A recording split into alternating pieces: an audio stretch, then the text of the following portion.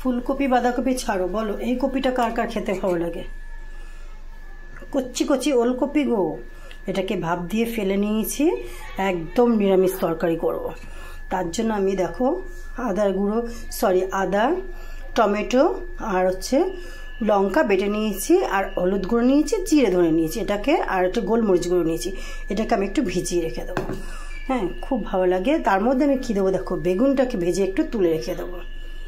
দিয়ে দিলাম 5 ফোড়ন, শুকনো লঙ্কা, তেজপাতা। আমার নিরামিষ তরকারির মধ্যে 5 ফোড়নের গন্ধটা খুব ভালো লাগে। বেগুনটাকে এইভাবে ভেজে নিয়েছি। কিছু কিছু তরকারিতে না, নিরামিষ তরকারিতে একটু বেগুন দিলে খুব ভালো লাগে, আমার তো ভালো লাগে। তোমাদের কেমন লাগে জানি না। দেখো গন্ধটা কি সুন্দর বেরিয়েছে 5 ফোড়নের।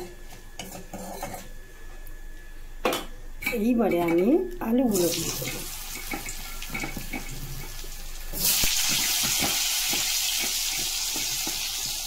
আমি কিন্তু এটা ভাপ দিয়ে ফেলে নিয়েছি। আমি সব কপি রান্না করলে একটু ভাপ দিই, গরম জলে ভাপ দিলে কী বলো তো, একটা গ্যাস বেরিয়ে যায়। এমনিতেই শীতকাল আসছে, একটু গ্যাসের সমস্যা সবারই আছে মোটামুটি, আমার তো আছে।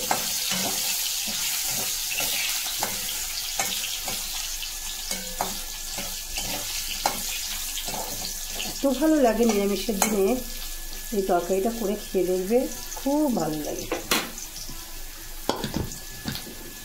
দিয়ে দিলাম ওলকপি।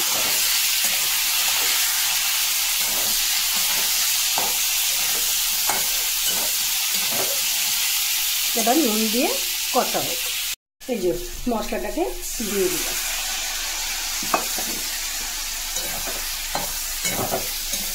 আমি কিন্তু রান্নাটা সাদা তেলে করছি। আমি এতে একটু মিষ্টি দিয়ে নিয়েছি। আমি সব তরকারিতে একটু করে অল্প করে মিষ্টি দিই, যাতে না বোঝা যায়। চাপা দিয়ে করছি। দেখো বন্ধুরা, আমি কিন্তু এতে কোনো কাশ্মীরি লঙ্কার গুঁড়ো দিইনি। আমার তরকারিটা কষা হয়ে গেছে। আমি এবার বেগুনগুলো দিয়ে দেবো। দিয়ে এই থালাতে না বেগুনের তেল ছিল, একটু ধুয়ে দিয়ে দেবো। জল দিয়ে দিলাম। বেশ সুন্দর স্বাদের একটা নিরামিষ তরকারি হয়ে গেল।